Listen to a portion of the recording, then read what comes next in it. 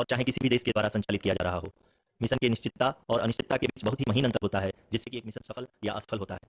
लेकिन ना हम थके, ना हम हारे। हमने अपनी पिछली कमियों को सुधारते हुए आज पूरी तरह से आश्वस्त किया है कि लैंडर मॉड्यूल निश्चित तौर पे चंद्रमा की सतह पर सेफ और सॉफ्ट लैंडिंग करेगा। सभी दर्शकों की जानकारी के लिए अब हम इसरो के अब तक के सभी लूनर मिशन की संक्षिप्त विवरण प्रस्तुत करेंगे। जी हाँ, इसरो का पहला मून मिशन चंद्रयान-1 अक्टूबर 2008 में पीएसएलवी रॉकेट के द्वारा सफलतापूर्वक प्रक्षेपित किया गया था। चंद्रयान-1 चंद्रमा की सतह पर पानी की खोज करके पहले ही इतिहास रच चुका है। यही कारण है कि आजकल विश्व के तमाम अंतरिक्ष वैज्ञानिक और स्पेस एजेंसियां चंद्रमा को और करीब से जानने के लिए उत्सुक दिख रही हैं। अगर हम बात करें चंद्रयान-2 की, जो इसरो का दूसरा मून मिशन है, जुलाई 2019 में इसरो के सबसे ताकतवर रॉकेट LBM-3 द्वारा सफलतापूर्वक प्रक्षेपित किया गया था और आज भी लगभग 4 साल बाद यह चंद्रमा के 100 किलोमीटर के सर्कुलर ऑर्बिट में घूमते हुए बहुत ही उत्तम क्वालिटी का डेटा प्रदान कर रहा है। मिशन के प्रारंभ में इसकी आयु 1 साल निर्धारित की गई थी, परंतु LBM-3 द्वारा बहुत ही सटीक इंजेक्शन और मिशन मैनेजमेंट की वजह से चंद्रयान-2 काफी लंबे समय तक कार्यरत रहेगा। अब तक चंद्रयान-2 चंद्रमा के लगभग सभी भागों का चित्र ले चुका है। इसका एक बहुत ही महत्वपूर्ण पेलोड OHRC यानी कि ऑर्बिटर हाई रिजोल्यूशन कैमरा विश्व का सबसे बेहतरीन कैमरा है, जो कि चंद्रमा की सतह का लगातार पिक्चर भेज रहा है। अब मैं आरुषि जी से निवेदन करूंगा कि वो आप लोगों को इसरो के वर्तमान मिशन चंद्रयान-3 के बारे में बताएं। अभी आपने मिश्रा जी के द्वारा सुना इसरो के अब तक के लूनर मिशंस का विवरण। अब चलते हैं टुवर्ड्स चंद्रयान।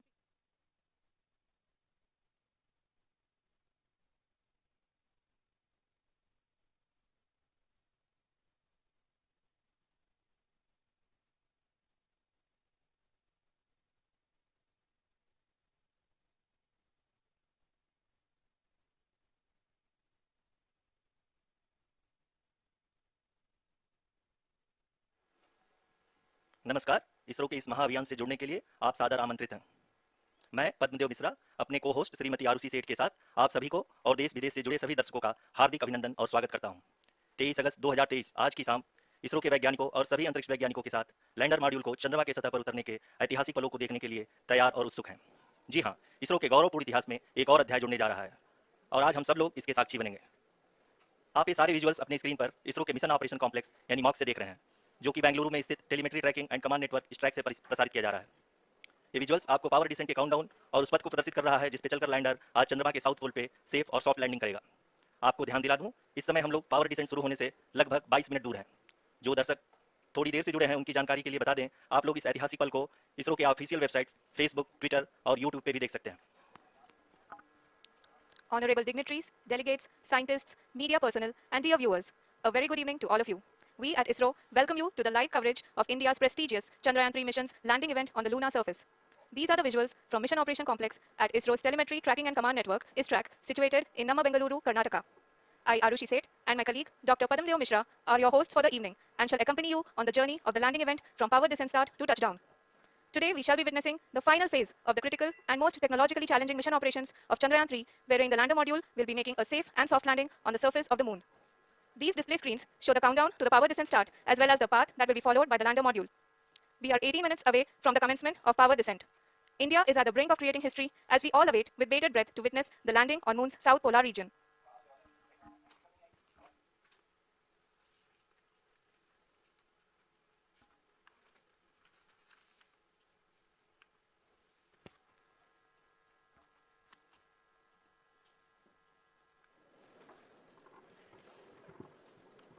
इसरो का पहला मून मिशन चंद्रयान-1 अक्टूबर 2008 में पीएसएलवी।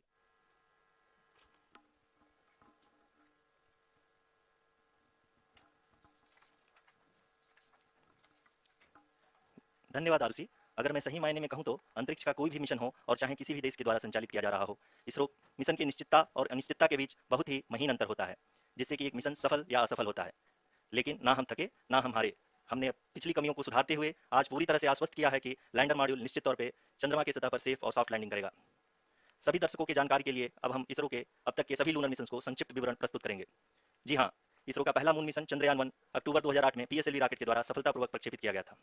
चंद्रयान-1 ने चंद्रमा की सतह पर पानी की खोज करके पहले ही इतिहास रच चुका है।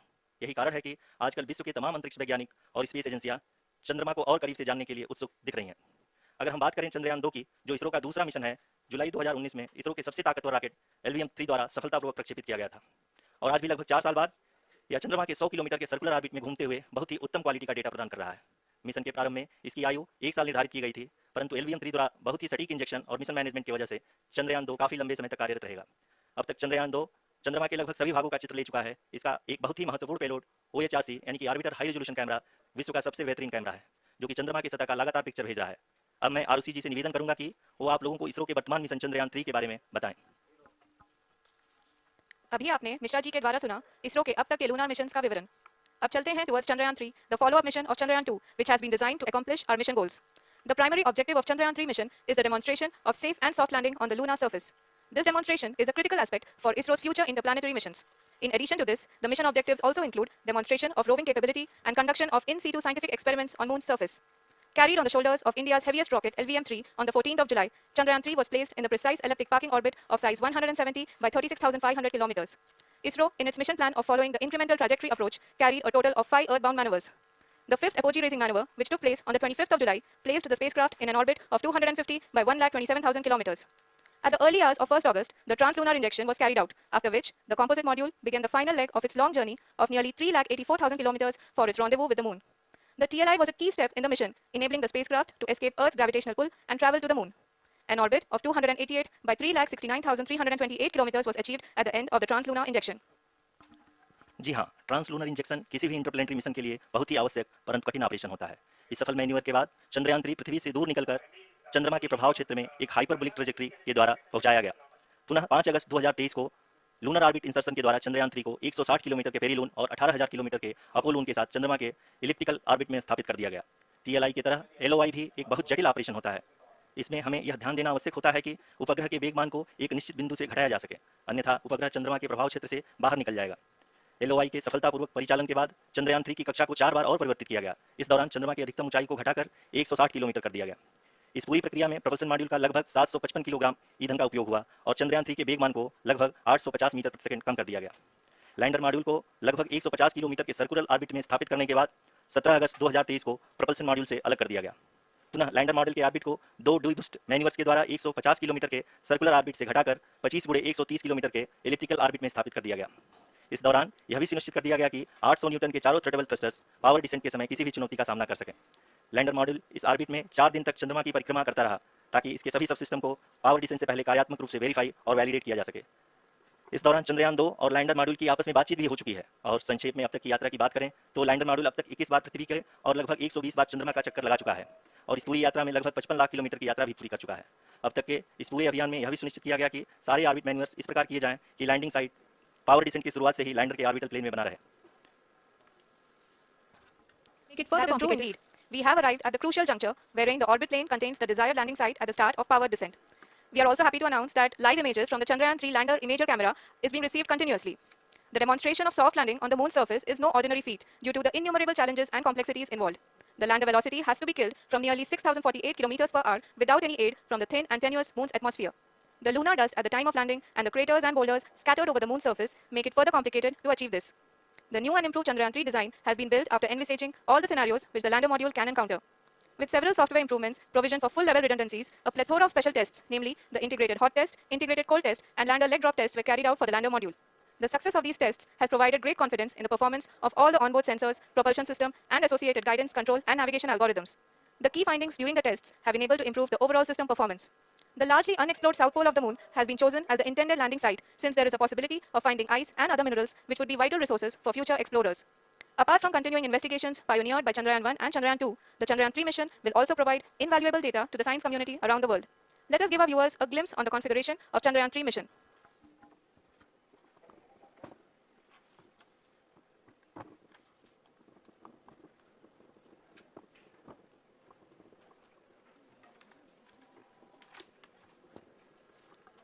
चंद्रयान 3 का मिशन प्लान लगभग चंद्रयान 2 की तरह ही बनाया गया है। यहाँ यह भी सुनिश्चित किया गया है कि चंद्रयान 3 को रॉकेट से अलग होने से लेकर के चंद्रमा के निकटतम कक्षा में स्थापित होने तक सारी गतिविधियां चंद्रयान 2 की तरह ही हों। और अब हम यह कह सकते हैं कि यह प्लान पूरी तरह से 100% सफल रहा। हालांकि लैंडर मॉड्यूल के सेंसर्स और प्रोपल्सन सिस्टम को इस तरह से मजबूत किया गया है कि लैंडर पावर डिसेंट के समय किसी भी आपदा से बाहर आकर के मिशन के मुख्य उद्देश्य को पूरा कर सके। इस क्रम में लैंडर के मुख्य सेंसर्स कारा, लासा, LHBC, LDV और LHDAC का कार्यात्मक परीक्षण भी किया जा चुका है। LDV जो कि पूर्णतः स्वदेशी तकनीकी से बनाया गया एक नया सेंसर है, इसका मुख्य कार्य लैंडर के वेलोसिटी को तीनों अक्षों में कंप्यूट करना है।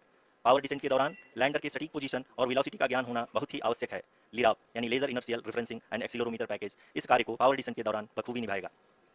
ट्रैजेक्टरी जनरेशन जो कि चंद्रयान 3 मिशन के लिए बहुत ही अहम है, क्योंकि हर ऑर्बिट मैन्यूवर के बाद यह सुनिश्चित किया जाता है कि लैंडर की मिशन ऑब्जेक्टिव को ना बदले। इस क्रम में मैं यह भी आपको बता दूं कि ऑर्बिट डिटर्मिनेशन जो कि उपग्रह के पोजीशन और वेलोसिटी को बहुत ही एक्यूरेटली बताता है, एक बहुत ही कठिन और जटिल कंप्यूटेशन और एस्टिमेशन होता है। यहाँ यह भी जानना महत्वपूर्ण है कि चंद्रयान 2 का OHRC पेलोड अब तक काफ़ी ऊंचे स्तर का डैम प्रदान किया है, जिसके फलस्वरूप लैंडिंग साइट की सीमा को बढ़ाकर 4 गुणे 2.4 किलोमीटर कर दिया गया है, जो कि पावर डिसेंट के दौरान सॉफ्ट लैंडिंग कराने में काफ़ी सहायक सिद्ध होगा। Apart from the sensors, Chandrayaan 3 is equipped with a suite of sophisticated payload instruments. While Chandrayaan 1 and Chandrayaan 2 orbiter have provided abundant remote sensing data of Moon, equally important are the on-site localized measurements that provide ground truths. Lander and rover have payloads which are completely new and will perform in situ analysis of lunar surface. The two spectroscopes on rover, APXS and LIBS, will actively measure the surface elemental abundances at the landing location and surrounding area. The lander carries a seismometer ILSA that can sense impact events and lunar quakes. The thermal probe CHAST will measure the temperature profile and thermal conductivity of Moon's regolith. The Rambha payload will carry out lunar ionosphere studies, while the laser retroreflector array shall be a passive location indicator for future spacecraft equipped with laser altimeter. The propulsion module has not been left behind, and an experimental shape payload has been added to it as a value addition. It will help in understanding the nature and characteristics of water-rich planets and will also aid in the future study of potentially habitable exoplanets. We are minutes away from the start of powered descent. The entire powered descent shall be carried out by the onboard autonomous landing sequencer, or ALS, which is a series of instructions preloaded to the lander module. These instructions include the commands to be executed, data to be collected and analyzed, and decisions to be made and executed autonomously throughout the powered descent. जी हाँ, अब हम power descent के बहुत ही करीब आ चुके हैं। हम आपको बताते चलें कि पावर डिसेंट को कुल 4 चरणों में बांटा गया है। सबसे पहले आता है रफ ब्रेकिंग फेज, जिसमें लैंडर की ऊंचाई को चंद्रमा की सतह से 30 किलोमीटर से घटाकर 7.4 किलोमीटर कर दिया जाएगा। इस पूरी प्रक्रिया को पूरा करने में लगभग 11.5 मिनट लगेगा और इसका समानांतर वेग 1680 मीटर प्रति सेकंड से घटाकर 358 मीटर प्रति सेकंड हो जाएगा। We have continuous flow of lander telemetry data from ISRO's Deep Space Network IDSN-32 located in Velalu, Bengaluru. The data is being acquired real-time by station and is flown to the Mission Operation Complex through our communication links. In addition to it, we also have support from ESA and JPL DSN stations. There will be no ground intervention once the ALS takes charge. The preparation for today's event had started 48 hours before, wherein various pre-selections and uplinking of parameters for the autonomous landing sequence were carried out. The whole descent is divided into 4 phases: the rough braking phase, the attitude hold phase, fine braking phase, and the local navigation phase or the terminal descent phase. जी हाँ, altitude hold phase, जो कि power descent का दूसरा चरण है, एक बहुत ही महत्वपूर्ण फेज है। इस 10 सेकंड के स्मॉल ड्यूरेशन के दौरान लैंडर के 2 महत्वपूर्ण सेंसर कारा और लासा लैंडर की ऊंचाई की गणना करेंगे। इस फेज के पूरा होते ही लैंडर चंद्रमा की सतह से कुल 6.8 किलोमीटर की ऊंचाई पर होगा। During the rough braking phase, the lander velocity shall be brought down from 1,680 meters per second to 358 meters per second. The altitude will be brought down from 30 kilometers to 7.4 kilometers at the end of rough braking.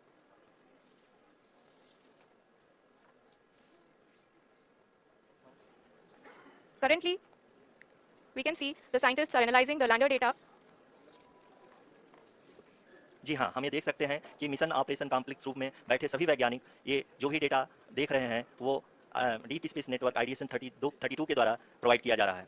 और अगर हम अब बात करें power descent के तीसरे चरण का, जो कि फाइन ब्रेकिंग फेज होगा, जिसमें लैंडर लैंडिंग साइट से जस्ट 800 मीटर की ऊंचाई पर वर्टिकली होगा, इस चरण को पूरा होने में लगभग 3 मिनट लगेंगे और इस चरण के पूरा होते ही लैंडर की वेलोसिटी लगभग 0 हो जाएगी। The scientists here at ISTRAC are glued to their systems, analyzing all sorts of complex data. We are very close to the start of the power descent phase. जी हाँ, अगर हम अब बात करें पावर डिसेंट के चौथे और अंतिम चरण का, जो कि लोकल नेविगेशन फेज या टर्मिनल डिसेंट फेज भी कहा जाता है, इस दौरान लैंडर के 2 इंजन बंद कर दिए जाएंगे और लैंडर के सेंसरों द्वारा इसके हाइट और वेलोसिटी की गणना इनर्शियल नेविगेशन को भेज दिया जाएगा।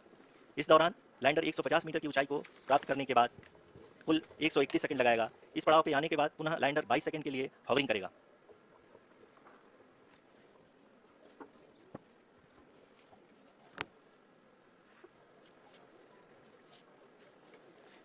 आप इस समय अपने स्क्रीन पे मिशन ऑपरेशन कॉम्प्लेक्स में बैठे सभी मान्यगणों को देख सकते हैं, जो कि बहुत ही उत्सुकता के साथ टेलीमेट्री डेटा को देख रहे हैं। अभी हम लोग पावर डिसेंट शुरू होने से जस्ट कुछ ही पल दूर हैं।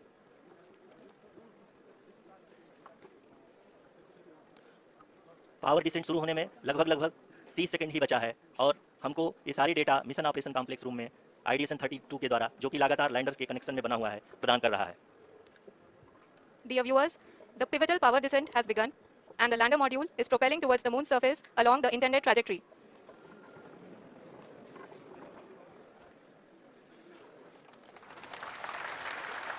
जी हाँ, अब हम देख सकते हैं रफ ब्रेकिंग फेज की शुरुआत हो चुकी है। During this rough braking phase, the lander velocity shall be brought down from 1,680 meters per second to 358 meters per second. The altitude will be brought down from 30 kilometers to 7.4 kilometers at the end of rough braking. All this in the duration of 690 seconds or 11.5 minutes. Currently, the Laser Inertial Reference and Accelerometer package (LIRAP) is aiding in the navigation. जी हाँ, अभी आप अपनी screen पे देख सकते हैं कि lander अब तक कुल 191 किलोमीटर हॉरिजेंटल दिशा में चल चुका है और अभी तक इसकी वेलोसिटी लगभग 31 किलोमीटर बनी हुई है। The lander module has traveled a distance of approximately 228 kilometers. The complete downrange that will be traveled during this phase shall be nearly 713.5 kilometers. जी हाँ, कुल 745 किलोमीटर के इस रफ ब्रेकिंग फेज में आप देख सकते हैं कि हम लोग लगभग अपनी यात्रा 20% कंप्लीट कर चुके हैं।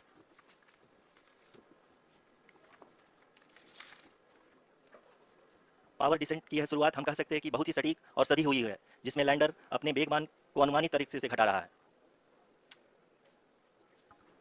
The altitude of the lander module will reduce from 7.4 kilometers to 6.8 kilometers during the next phase, which is going to be the attitude hold phase. We can currently see that the altitude of the lander module is nearly 31 kilometers. Arushi, अभी हम इस ground race को देखते हुए कह सकते हैं कि रफ ब्रेकिंग फेज की शुरुआत बहुत ही अच्छे तरीके से हुई है। आप ये देख सकती हैं कि जो भी प्रोजेक्टेड ग्राउंड रेस है उसी पे अपना लैंडर मॉड्यूल आगे चलते हुए बढ़ रहा है। अभी तक ये देखा जा सकता है कि लैंडर मॉड्यूल लगभग 370 किलोमीटर 36 दिशा में चल चुका है। The mission operations team is analyzing the data. We can all see the seriousness and the concentration with which each and every parameter of the lander module is being analyzed. The performance so far seems to be nominal. जी आरुषि, चूंकि ALS activate किया जा चुका है इसलिए ground से कोई commanding नहीं की जा रही है। इस दौरान आपके स्क्रीन पे सारे डेटा इसरो के डीप स्पेस नेटवर्क से रियल टाइम में आ रहे हैं। इस मिशन में सेकंड और थर्ड ऑर्डर गाइडेंस पॉलिनोमियल का प्रयोग हुआ है, जो कि इनर्शियल थ्रस्ट और एंगल के हमेशा सुनिश्चित करेगा। During the entire descent, there is no ground intervention as the ALS has taken charge. The preparation for today's event had started nearly 48 hours before, wherein various pre-selections and uplinking of parameters were done. We can see that the vertical velocity of the lander module has been brought down. It is continuously coming down. And the ALS had already been initiated 1 hour before the scheduled time of the power descent start. Following this, the throttleable engine electronics module, the TECM, was switched on and lander was oriented to the favorable attitude. जी हाँ, आप अपनी screen पे देख सकते हैं कि lander module जिसकी शुरुआत में वेलोसिटी 1680 मीटर पर सेकंड थी, लगभग 1150 मीटर पर सेकंड हो चुकी है, जो कि एक बहुत ही मैजेस्टिक शुरुआत कही जा सकती है इस रफ ब्रेकिंग फेज के लिए। यहाँ पे मैं आपको ये भी बताते चलूँ कि आप अपनी स्क्रीन पे देख सकते हैं कि द लैंडर मॉड्यूल का अल्टीट्यूड धीरे धीरे कम होता हुआ दिख रहा है और जो कि एक्सपेक्टेड भी है। अभी हम बात करें करंट अल्टीट्यूड की, तो जो कि 28.6 किलोमीटर के आसपास है। आप स्क्रीन पर ये भी देख सकते हैं Chandrayaan 3 lander imager display. The lander imager is continuously taking photographs of the moon surface, and that is also being streamed here. Currently the horizontal velocity has been brought down and the distance traveled is 574 kilometers. The current altitude is 27 kilometers as can be seen on the screen. जी हाँ, करीब अपने आधे सफर को पूरा करते हुए इस rough breaking phase में लैंडर बहुत ही आगे की तरफ बढ़ते हुए अपनी ऊंचाई को घटा रहा है। अगर आप बात करें तो लैंडर की ऊंचाई चंद्रमा के सतह से लगभग 27 किलोमीटर से नीचे हो चुकी है, करीब 26.7 किलोमीटर के आसपास है। The next phase after the rough braking phase is the attitude hold phase, which will be for a duration of nearly 10 seconds. The lander will be oriented such that both the altimeters will be looking exactly towards the moon's surface. At the end of this attitude hold phase, height measurement update to navigation system will be given from the laser and car band altimeters. Currently, we are in the middle of the rough braking phase. जी हाँ, अगर हम ध्यान से देखें तो लगभग 8 से 8 minute की यात्रा के बाद लैंडर अपनी हॉरिजेंटल वेलोसिटी को लगातार कम करते हुए अपनी ऊंचाई अभी की ऊंचाई के समय 24 किलोमीटर की ऊंचाई प्राप्त कर चुका है। अब तक के आंकड़े को देखते हुए हम कह सकते हैं कि लैंडिंग पूरी तरह से नॉमिनल है। यहाँ पर हम देख सकते हैं कि हॉरिजेंटल वेलोसिटी लगातार कम होती हुई दिख रही है।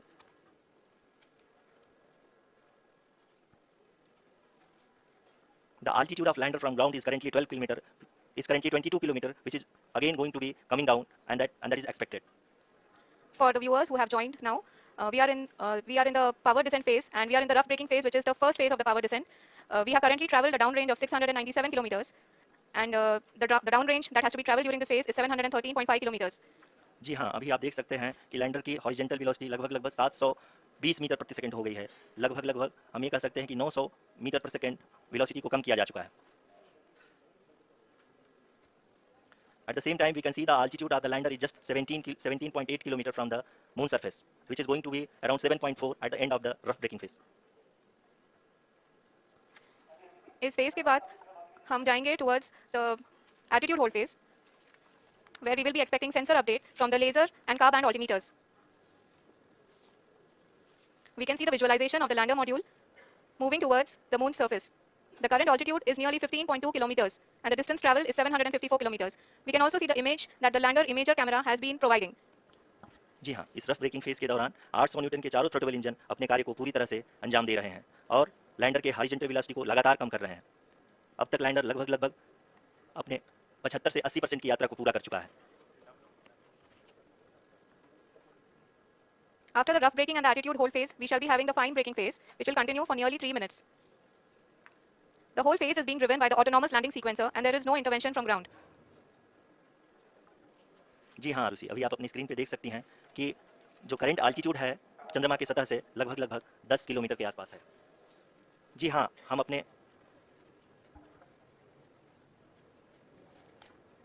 हमारे प्रधानमंत्री जी श्री नरेंद्र मोदी जी हम सभी का उत्साहवर्धन करने के लिए दक्षिणी अफ्रीका के जोहान्सबर्ग से जुड़ गए हैं।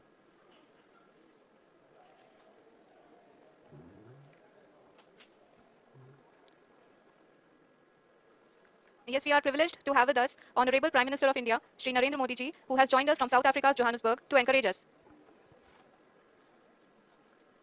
जी हाँ, आप ये देख सकते हैं एल्टीट्यूड होल्ड फेज भी बहुत ही आसानी से लैंडर फेज ने पार कर लिया है और फाइन ब्रेकिंग की शुरुआत हो चुकी है। अभी हम ये देख सकते हैं कि लैंडर की ऊंचाई लगभग 5.6 किलोमीटर है, जो कि इस फेज के उपरांत लगभग लगभग 800 मीटर हो जाएगी। We can hear from the mission operations team that the sensors are performing nominally. And we are currently in the midst of the fine braking phase, which is going to continue for 3 minutes. And the altitude is going to be reduced to nearly 800 meters at the end of this phase. जी हाँ, जैसा कि आरुषि जी ने बताया कि लगभग 3 minute के उपरांत lander की हाइट लगभग 800 मीटर वर्टिकली होगी और यहाँ पे लैंडर की horizontal velocity, vertical velocity, even down range भी लगभग लगभग शून्य होगा। We can see a visual of the lander module, and we can see that the downrange traveled is nearly 831 kilometers.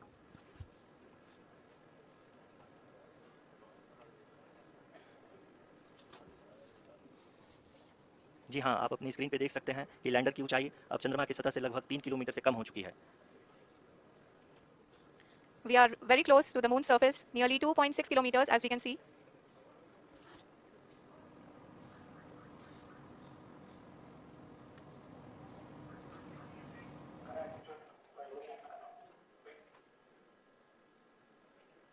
जी हाँ, अभी आप देख सकते हैं कि लैंडर की ऊंचाई लगभग लगभग 1 किलोमीटर के आसपास है।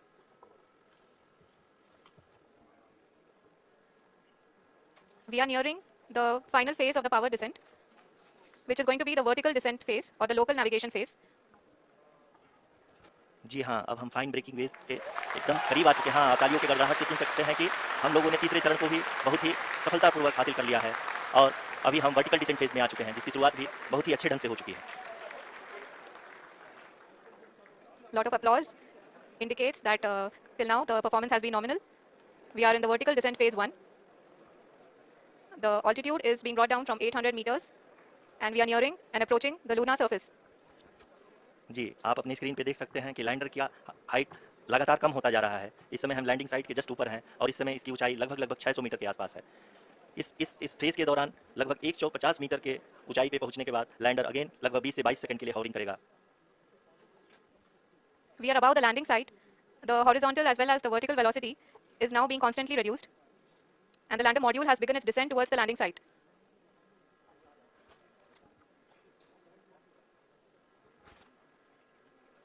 जी हाँ, आप अपने स्क्रीन पे देख सकते हैं ये जो पथ निर्धारित किया गया है लैंडर पूरी तरह से उसी को ही फॉलो कर रहा है। इस समय हम लगभग 200 मीटर की हाइट से भी कम आ चुके हैं। अब हम ये देख सकते हैं कि हम लगभग लगभग 150 मीटर की ऊंचाई पे हैं चंद्रमा की सतह से। We are approaching the vertical descent phase 2, which will have the lander module hovering at nearly 150 meters above the lunar surface. जी हाँ, आप इस तालियों की गड़गड़ाहट को सुन सकते हैं जो कि सेकंड हाइब्रिड फेज के कंप्लीट होने के बाद इन सारे वैज्ञानिकों के द्वारा की जा रही है। जी हाँ, आप अगर फिर से ध्यान से देखें तो एल्टीट्यूड पुनः कम होता जा रहा है। अभी हम लोग लगभग लगभग 135 मीटर की ऊंचाई पे हैं। The sensors that are updating at this point are providing confirmation of the safety of the landing site. As expected, the retargeting is going on and this is a very good signature for the lander. अभी आप ये देख सकते हैं कि lander की ऊंचाई लगभग 65 मीटर के आसपास बची हुई है। Currently, only 2 engines are now being fired, and we are nearly at zero velocity, vertical and horizontal. We were hovering, and now we are approaching the moon's surface. धीरे धीरे लैंडर की वेगबान को कम किया जा रहा है और हम अब लगभग 50 मीटर से भी कम आ चुके हैं। We can see the Honorable Prime Minister, Shri Narendra Modi ji, who is here to encourage us, and he is critically looking at the visuals. जी हाँ, आप अपनी स्क्रीन पे देख सकते हैं कि हम lander module People are applauding. Let us all wait to hear from the Secretary Department of Space and Chairman ISRO, Shri S. Somnath. Lander module पूरी तरह से सेफली और सॉफ्टली चंद्रमा की सतह पे लैंड हो चुका है। ये हम लोगों के लिए बहुत ही गर्व की बात है। हिंदी में एक कहावत है कि चंदा मामा दूर के, लेकिन अब हम ये कह सकते हैं कि चंदा मामा अपने घर के। बहुत ही उम्दा. The hard work of the entire ISRO community has come to fruition.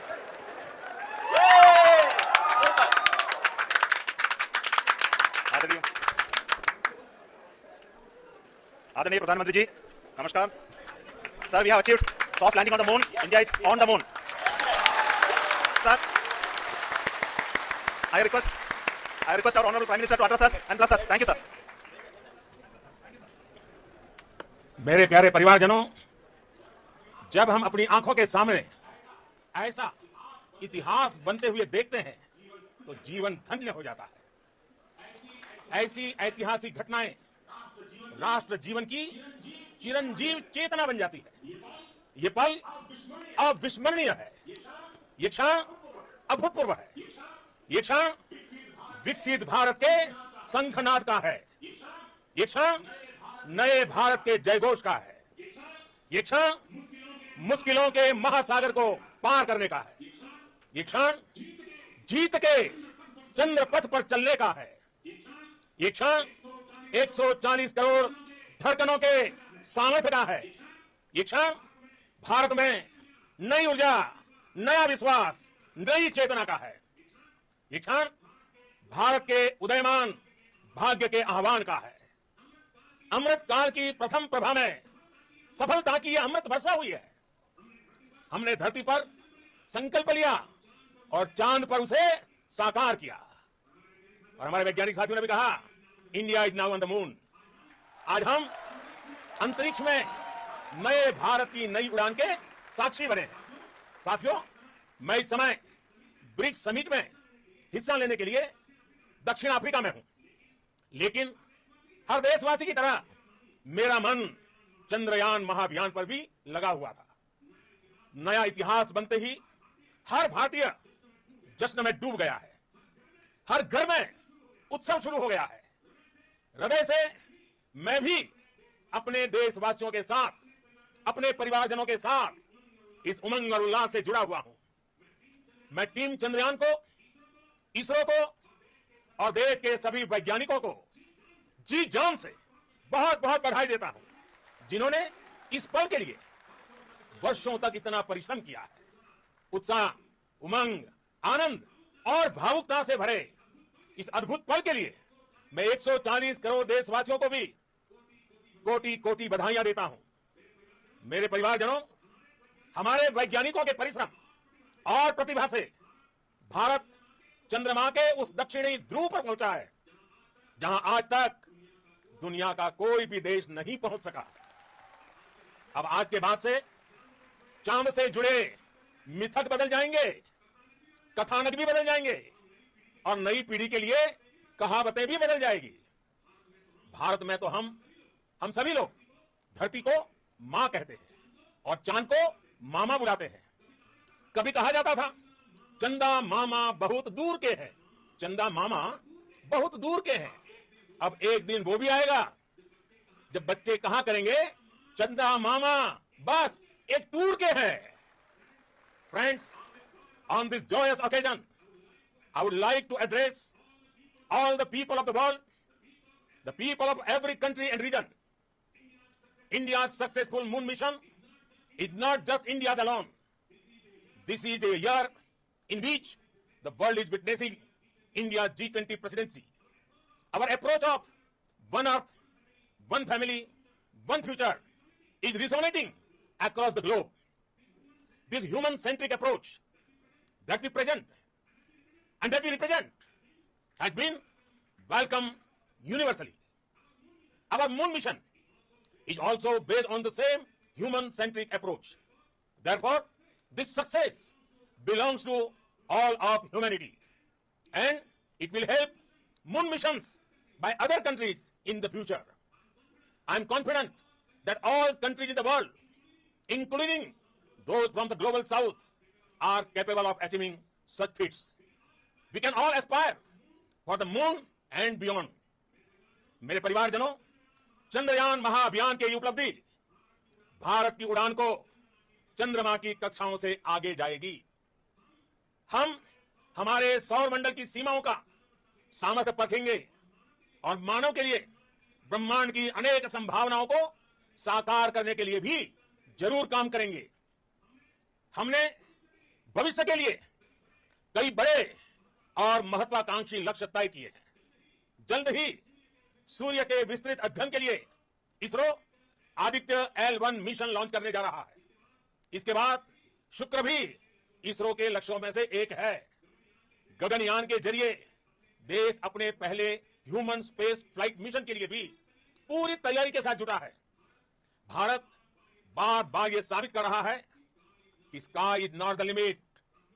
साथियों, साइंस और टेक्नोलॉजी देश के उज्जवल भविष्य का आधार है। इसलिए आज के इस दिन को देश हमेशा हमेशा के लिए याद रखेगा। यह दिन हम सभी को एक उज्जवल भविष्य की ओर बढ़ने के लिए प्रेरित करेगा। यह दिन हमें अपने संकल्पों की सिद्धि का रास्ता दिखाएगा। यह दिन इस बात का प्रतीक है कि हार से सबक लेकर जीत कैसे हासिल की जाती है। एक बार फिर देश के सभी वैज्ञानिकों को बहुत बहुत बधाई और भविष्य के मिशन के लिए ढेरों शुभकामनाएं। बहुत बहुत धन्यवाद।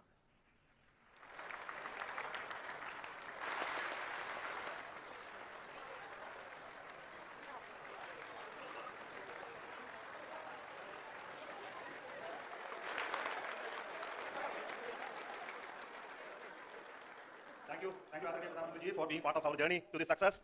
And let me take this opportunity to thank the people behind this mission. The project director of Chandrayaan 3, he is here. Veena Muthuvel, congratulations to you. The associate project director, Kalpana, and the mission operations director, Srikanth. And the satellite was built at your house satellite center, Shankaran, the director.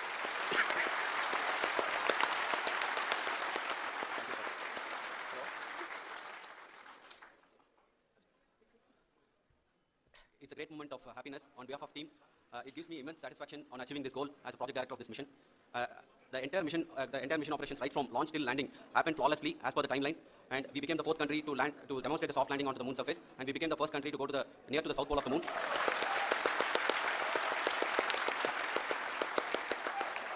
I take this opportunity to thank navigation, guidance and control team, propulsion team, sensors team, and all the mainframe subsystems team who have brought success to this mission. I also take the opportunity to thank the Critical Operations Review Committee for thoroughly reviewing the mission operations right from launch till this date. The target was on spot because of the review process. I also thank the ISRO higher management, right from Chairman ISRO, Director URSC, and all the center directors and higher ISRO officials. And finally, my thanks to the Chandrayaan 3 project executives spread across the ISRO centers. Thank you. Mission Director Srikanth. It gives me immense pleasure to be part of Chandrayaan 3 and acting as mission director.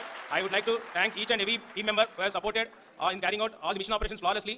And I would like to thank my senior management, Chairman ISRO, Director URSC, my senior colleagues, and my team members for carrying out and supporting all the things carrying out in proper way. Thank you very much. Associate Project Director Kalpana. Good evening to all. This will remain the most memorable and the happiest moment for all of us, for our team Chandrayaan 3. We have achieved our goal flawlessly. From the day we started rebuilding our spacecraft after Chandrayaan 2 experience, it has been breathe in, breathe out Chandrayaan 3 for our team. And starting from the reconfiguration to all the special tests and the simulations we have conducted meticulously. And this has been possible only because of our immense effort from our Chandrayaan 3 team. And of course with the guidance from our Chairman ISRO, our directors and all our experts. With all this, it has been possible. Thank you one and all. Thank you for all the minutest help which has been provided from all the areas of departments. Thank you. Thank you.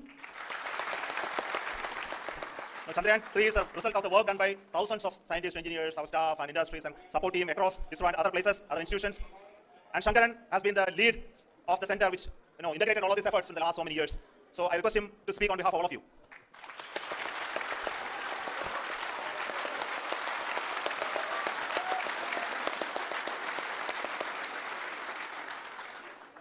Thank you very much for the affection that has been displayed today now. Today, we have achieved what we set out to achieve in 2019. It was delayed by about 4 years, but we have done it. When Chandrayaan 3 was launched, after the separation of the spacecraft from launch vehicle, I said, I will speak the rest of the things after the soft landing. So here I will take a couple of minutes to tell the tremendous amount of effort that has been put in by the entire project team. When I say project team, it is not just only the project director and associate project director. Of course, they are the face of the project. They have been living, sleeping, eating, breathing Chandrayaan for the last 4 years. They have been supported by such a large number of people, particularly in the navigation, guidance and control area, propulsion system. This area, the amount of effort that has been put by people, the number of simulations that have been done, the number of reviews they have gone through, the amount of criticism they faced and overcome that.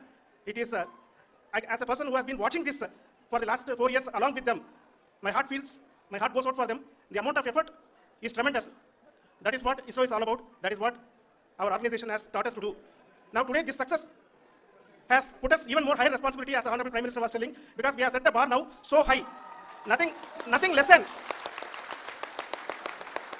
less spectacular than this is going to be inspiring for any of us in the future. So as the Honorable Prime Minister mentioned, we will be now looking at putting the man in space, putting a spacecraft around Venus and landing a craft in Mars. Work on all these activities are going on for a few years. And this success today will inspire us and will spur us to take those efforts even more strongly so that we will make our country proud again and again and again.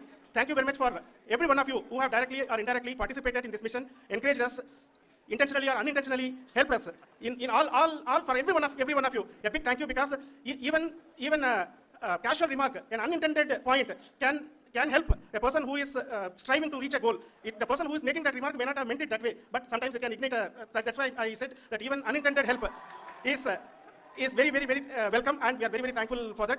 Thank you, Team ISRO, for supporting all of us. The amount of affection we received when this mission came into this final stage, the number of people who gave us confidence that nothing can go wrong and this is going to be successful. In fact, I was not that much confident, because we have seen a couple of times issues. Because I know very well, as a person who has been doing in this domain for 36 years, I know there are thousands of things. Any of that can anytime go wrong and derail. But so many of the people, because that I only see as the reflection of the effort we have put. That people are so happy to see this effort and they want us to succeed. It is not that they know that we are going to succeed. The people want us to succeed. So thank you very much for everyone for your love and affection. We will continue to do our best and make our flag fly, ISRO's as well as India's flag fly high. Thank you very much.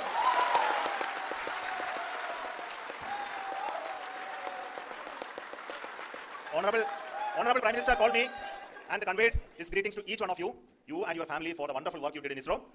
So thanks are to him for the support that he is giving to us for missions like Chandrayaan-3 and the missions that are in the offing. I think that's a great word of comfort that we are receiving for pursuing the inspirational work that we are doing for the nation. I want to tell you, and I want to thank you also for each and everyone who prayed with us in the last many days, who wanted this success to happen in ISRO. I thank all those people all around the country and maybe beyond the country for their blessings and wishes and affection that he has given to each one of us for doing this work for the last so many years. I want to specifically thank some senior people who have been standing with us, especially the name of Kiran Kumar sir and Mr. Kamalakar, Sri Koteshwar Rao. They have been helping so much. They were part of the team to help them to get the confidence and get the reviews done to ensure that nothing goes with any mistakes. And of course, this is not the work of us alone. This is the work of a generation of ISRO leadership and ISRO scientists. And this is a journey we started in Chandrayaan-1, continued in Chandrayaan-2, and Chandrayaan-2 craft is still working and doing a lot of communication work with us. And all the team that contributed to building Chandrayaan-1 and Chandrayaan-2 should be remembered and thanked while we celebrate Chandrayaan-3. And this is an incremental progress and definitely a great, huge one it is. And thank you so much for all the support and work that you have done.